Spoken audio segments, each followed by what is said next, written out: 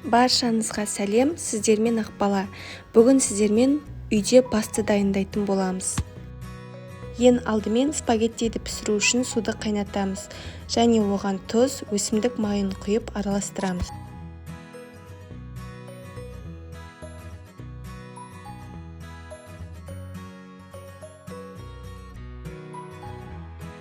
Қайнаған соң спагетти салып, араластырып, бетін жауып пісіреміз.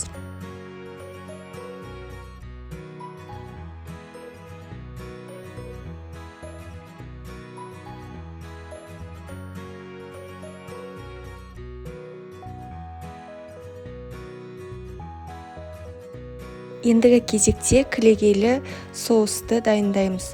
Ол үшін ең алдымен пиязды ұсақтап турап аламыз.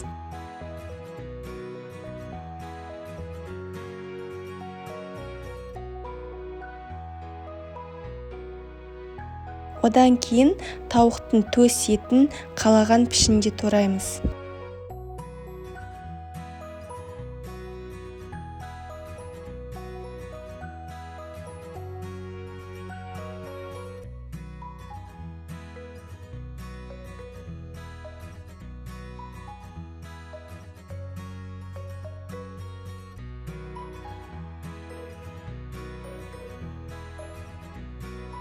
Және ең соңында тазаланған саңырауқұлақтарды жіңішке етіп кесіп шығамыз.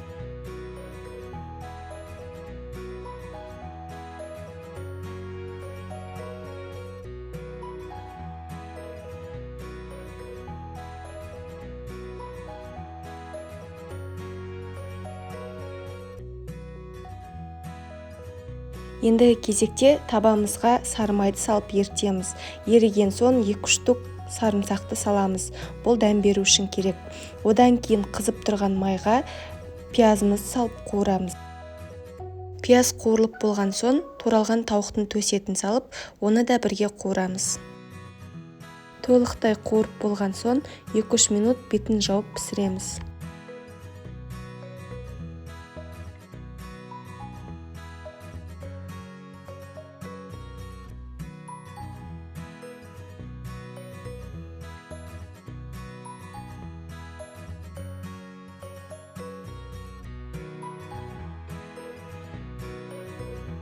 Ендігі кезекте басында салған сарымсақтарды алып тастаймыз.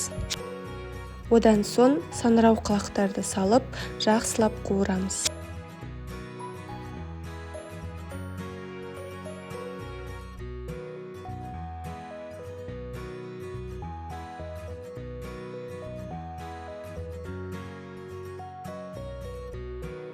Барлығын қуырып болған соң 33% кілегейді құйып, дәміне қарай тұз, бұрыш қосамыз.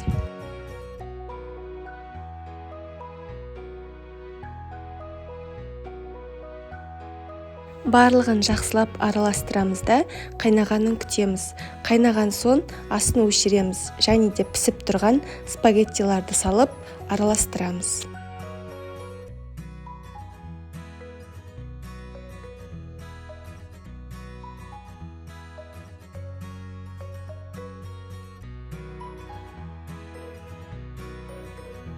Мінекей осымен саңырауқұлақ және тауық еті қосылған пастамыз дайын.